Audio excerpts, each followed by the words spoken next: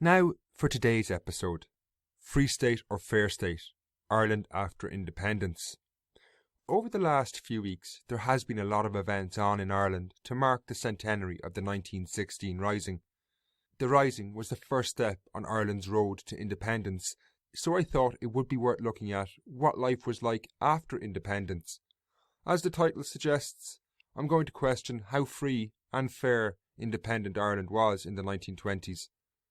That said, I would like to state from the outset, before lots of you start emailing me angry messages, this is not an attempt to question the merits of the War of Independence, something I think was a positive event, but more to question whether Ireland lived up to the dreams and hopes of our revolutionary ancestors.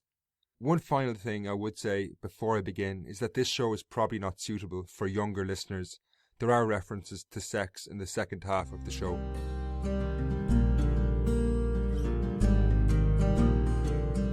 Scarcely was there another generation born in Ireland with greater hopes and aspirations than those who lived through the revolutionary period of 1913 to 1921. It's hard to reflect back on those times from today and have any sense of what it must have been like. Life was hard, poverty was rampant, and many people were marginalised in society. But it was a time where change seemed to be imminent. And it wasn't just for those campaigning for an independent Ireland. Aspirations of workers up and down the island were rising. They were joining trade unions, demanding increased wages and better conditions. Meanwhile, women were fighting for equality in an Ireland where they were treated as second-class citizens, unable to vote or take a full active role in society. Things were changing though. In this context, it's clear not only Republicans but many others had high hopes about what an independent Ireland would be like. As Ireland neared independence, such hopes only increased. In 1918, for example, Constance Markievicz became the first ever woman elected to the British House of Commons, taking a seat in Dublin. Then, in 1919, the War of Independence broke out. While the IRA focused its energies on attacking the British Army, trade unionism and workers' militancy soared, with organised workers playing a prominent role in the War of Independence. In 1920 alone, there were over 200 strikes, the most important of which was the munitions strike, where transport unions refused to carry war supplies or soldiers for the British Army. These were heady days. People could now envisage, even taste, a different and better world. After independence, they would all want to see their hopes realised. However, these hopes of women and workers collided with the views of what other people wanted from an independent Ireland, and within months of the end of the War of Independence, many hopes began to sour. The War of Independence had been brought to an end by a controversial treaty between the Irish Republican movement and the British government. The 6 counties that today form Northern Ireland were to remain part of the United Kingdom, something many Republicans were deeply unhappy about. Indeed, when Republican politicians met to discuss the treaty in the Dáil or Irish Parliament, it was only passed by a margin of 56 to 48. Worse still, immediately the Republican movement split, with Eamon de Valera, the president, resigning and walking out over the vote. He was followed by several other prominent figures, such as Constance Markievicz, Harry Boland and Cathal Brugha. Nevertheless, Michael Collins, Arthur Griffith, W.T. Cosgrave and Kevin O'Higgins, amongst others, pressed on with the business of accepting the treaty and setting up what was called the Irish Free State in the 26 southern counties. However, in the coming months, tensions began to build between the two factions. In March 1922, the IRA met in convention and resoundingly rejected the treaty. The Irish Free State government, in response, founded what was called the National Army, their own armed force. While there were minor clashes in the early months of that year, in June 1922, a civil war broke out. This conflict had a huge bearing on the future of the Free State. Short as it was over within 9 months. The war was ferocious, laced with massacres. Within weeks, it was obvious that the pro-treaty Free State government forces were going to emerge victorious. Within a month, the anti-treaty IRA forces had been decisively defeated in Dublin, while Cork City was captured on August the 10th. However, instead of trying to de-escalate or wind down the conflict that they were clearly winning, the government politicians demanded an absolute annihilation of their former comrades in the anti-treaty IRA. Indeed, they would go on to break the Hague Convention of 1907, the era's equivalent of the Geneva Convention, on numerous occasions. For example, during the second half of 1922, the Free State Army made several naval landings into Munster, where the IRA remained strongest. In a ruthless campaign, prisoners were executed, but this was an activity condoned by Patrick Hogan, the Free State Minister for Land and Agriculture, who gave a nod and a wink to such behaviour when he said that the National Army are a little too ready to take prisoners. It is hard to pinpoint where this authoritarian attitude came from. Perhaps these men had been hardened by their experiences during the War of Independence, or maybe the clandestine, hierarchical nature of the Republican and nationalist movements over previous decades imbued some of these people with little more than a passing respect for democracy. Whatever the root cause, the anti-treaty IRA seemed as willing to use as brutal methods as the Free State were. Before the war came to an end, the elderly father of the Free State Minister for Justice, Kevin O'Higgins, was executed in what was little more than a revenge killing. In March 1923, as the war reached an endgame, the government forces committed two major atrocities at Ballyseedy and Countess Bridge in County Kerry, where prisoners were strapped to landmines, which were then detonated. Around 2 months later, the war finally ended, when the IRA decided to dump its weapons. Now, much has been made of this dark chapter in Irish history. Some have said the government had little choice, given the threat they faced from the IRA. While you have to make up your own mind on that, I think there is little doubt that the authoritarian policy and the ruthless attitude to dissent that the Free State government displayed during these years permeated its way through society, and the government retained a similar attitude when dealing with civilians and political problems. This did not bode well for the future, and in particular some of those people who had held out high hopes for what an independent Ireland might be like.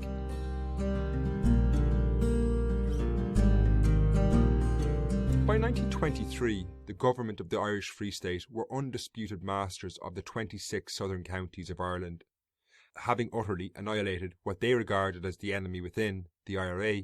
The next major task was one of rebuilding the country after nearly 4 years of conflict between the War of Independence and the Civil War. To this end, by April 1923, the governing faction who had supported the treaty reorganised themselves into a political party, Cumann na Gael, meaning the Party of the Irish. Supposedly, this new party was designed to transcend the politics of the War of Independence and appeal to all sections of society, including unionists who had been opposed to independence, and give them a vehicle to adapt to life in the Free State. Theoretically, undoubtedly this was a good idea. However, Cumann na Gael had a very specific vision of society that was far from inclusive.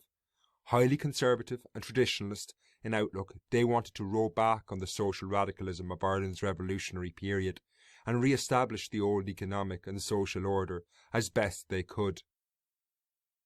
Women were to lose rights, and workers' demands for better conditions and increased wages would not be tolerated. Indeed, Kevin O'Higgins, the first Minister for Justice for the Free State, famously quipped that he and his colleagues in Cumann na Gael were the most conservative-minded revolutionaries that ever put through a successful revolution. This conservative revolution was deeply painful, particularly for the poor and women for whom the new Free State was most definitely not a fair state. This was made explicitly clear as early as September 1922, when they cut the pay of postal workers. Given trade unionism had soared during the War of Independence, this quickly led to a strike of 10,000 workers. In what was a rude awakening for many, the Free State government was ruthless in the way it dealt with the strikers. The army, supported by armed guards, attacked pickets, and the strike was in effect banned. This was indicative of how they would treat dissent in the coming years. In 1923, conflict was brewing in rural Ireland as large farmers began to campaign to drive down the wages of agricultural labourers. These labourers, who formed around 23% of the rural workforce, like many others during the revolutionary period, had been trying to improve their conditions by joining the ITGWU, the Irish Transport and General Workers Union. In 1923, though, the farmers, emboldened by the knowledge that the Free State government would support them, locked out thousands of these unionised labourers in an attempt to drive their wages down. Locking out workers is a tactic where employers refuse to allow their employees back to work until they accept certain demands. The government were by no means neutral, but instead used the army against the workers. Indeed, in Athy, County Kildare, when farmers locked out 350 labourers, numerous trade unionists were arrested and held without trial for 3 months. Later, in 1923, when 1,500 labourers were locked out in Waterford, they met a similar response. The state sent in 600 soldiers, and the entire of East Waterford was put under a curfew between the hours of 11 p.m. and 5:30 a.m. Meanwhile, little was done to stop the activities of White Guards, vigilantes organised by farmers to attack union organisers. Unsurprisingly, the farmers, backed by the army, emerged victorious and crushed the union, something that had a terrible cost for rural life in Ireland. Defeated and unorganised, the living standards of the rural poor plummeted. The wages of agricultural labourers fell by 10% between 1922 and 1926, and then another 10% in the following 5 years. These policies forced many into emigration. Little wonder, given their income had fallen by nearly 20% between 1923 and 1931. While this callous attitude to the rural poor seemed brutal, it was matched by a lethal indifference when it came to the urban poor.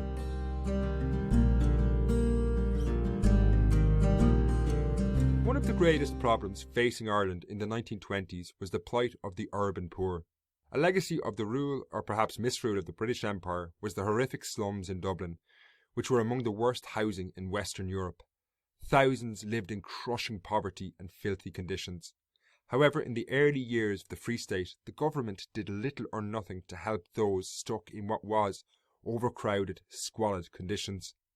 They largely privatised the construction of housing, and the desperation in which people lived simply continued. No private builder was going to build houses for a people who were too poor to buy one. The costs of this policy were tragic. In 1926, when a census was conducted, over 1/3 of the population of Dublin still lived in housing conditions with an average of 4 people per room. Infant mortality rates reached 12% among children under 1 in urban areas. That's about 1 in 8 of these infants dying. While we cannot ignore the fact that Ireland was struggling in what was an economic recession in these years, the government's taxation policy was specifically designed to benefit the better off in society.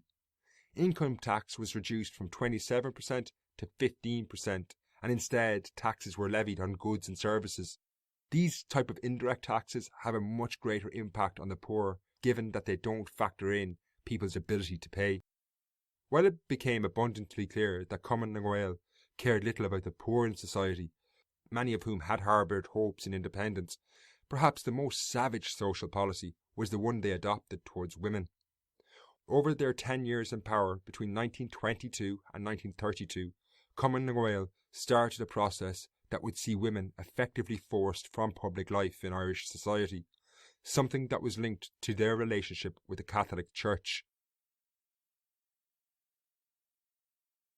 After independence in 1922, the Catholic Church was arguably the most powerful institution in Ireland, even more powerful than the new Free State itself. It was clear that the Church would have a strong influence, but few could have predicted how great this influence would be. After the Civil War, Cumann na nGaedheal were in no position, but more importantly, had no inclination to stand up to the Church and its views on how society should be run. Indeed, the opposite was true. The Catholic Church had been a key influence on Irish society since the Great Famine of the 1840s, so Republican and nationalist politicians of all hues were inculcated with its moral and cultural attitudes. Indeed, this was so much the case that in the early years, Cumann na nGaedheal seriously pondered making Ireland officially a Catholic theocracy. W.T. Cosgrave, the president, suggested that the upper house, or Senate, of the Free State could be what he called a theological board which would decide whether any enactments of the Parliament were contrary to Roman Catholic faith and morals or not. While this proposal was a step too far and never enacted, the Church and State became at times almost inseparable, and Cumann na nGaedheal set about trying to implement what were Catholic social values in Irish society. Perhaps the biggest losers here were women. Arthur Griffith, a key shaper of the early Irish government, articulated what he saw the role of women in the new state as being. You will meet the ideal mother, modest, hospitable, religious, absorbed in her children and motherly duties. This vision left no room for the constant Markoviches of this world, or indeed the numerous other women who promoted an active role for women in society outside the home. Indeed, to fulfil Griffith's vision, Cumann na nGaedheal soon began to reverse the gains made by women in the previous decade, and this was particularly the case when it came to sex and marriage. While the Church held that sex was something that could only take place after marriage, and was certainly not something to be talked about, let alone enjoyed, this was at odds with the realities of 1920s Ireland. In 1924, an interdepartmental committee of inquiry regarding venereal disease, in an unpublished report, stated, "Venereal disease was widespread throughout the country, and it was disseminated largely by a class of girl who could not be regarded as a prostitute." Aside from the blatant sexism of the report that blamed women for the spread of sexually transmitted diseases, it showed that sex was clearly taking place outside of marriage. If this had not been the case, it would have almost been impossible to contract sexually transmitted diseases. For the state and the Church, this was seen as a danger to authority and the nationalist vision of what womanhood was, essentially a homemaker. Through the mid-1920s, the state tried to gain control over this most intimate of behaviours, through effectively criminalising sex outside marriage. In 1927, the State Commission on the Destitute Poor referred to women who had given birth outside marriage for the first time as, and I quote, first-time offenders. While sexism and misogyny had been features of life prior to independence, the revolutionary period had raised hopes and expectations among some women that they would be treated more equally. Sadly, Cumann na nGaedheal not only embraced these misogynistic attitudes, but fostered them. The criminalisation of sex outside marriage led to increased numbers of women who had had children outside of wedlock to suffer what was in effect incarceration in Magdalen laundries, institutions run by the Church where they had to give up their children for adoption. Those single mothers who managed to hold on to their children were treated terribly, often shunned by society, ending up impoverished. Shockingly, this led to an infant mortality rate of 33% among children of single mothers. That's 1 in every 3 of these babies dying. This puritanical attitude towards sex was accompanied by deeply authoritarian attitudes to discussions around anything relating to the topic. In 1923, strict censorship in film was introduced, and films which were regarded as, and I quote again, indecent, obscene, or blasphemous, or contrary to, or subversive of public morality were banned.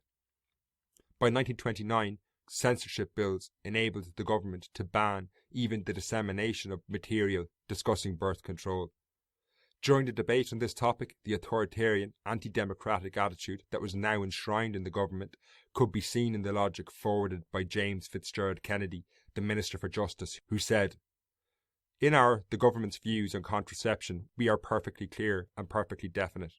We will not allow free discussion of this question. We have made up our minds that it is wrong.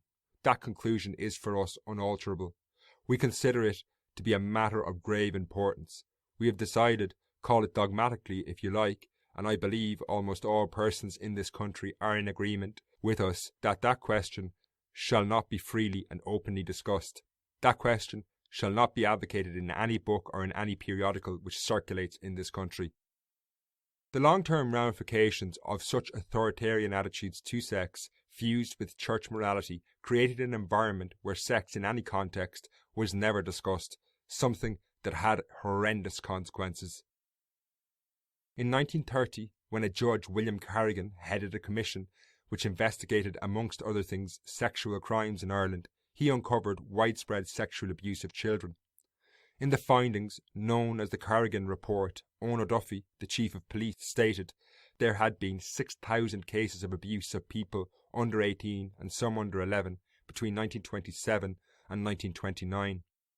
When it was circulated to politicians on December 2nd, 1931, the Department of Justice attached a cover note arguing against publication because it might not be wise to give currency to the damaging allegations made in Carrigan regarding the standard of morality in the country. The report was never published or acted upon. The long-term implications of this are really only being understood today as the true extent of child sex abuse emerges. As Fiona Kennedy, a researcher, stated in the year 2000, had this report been published, it may not have stopped all sex abuse, but certainly the culture of silence that allowed perpetrators abuse children for decades would have been lessened. This authoritarianism that flowed from the Civil War and shaped the first 10 years of the Free State increasingly became a blueprint of how society would function into the future.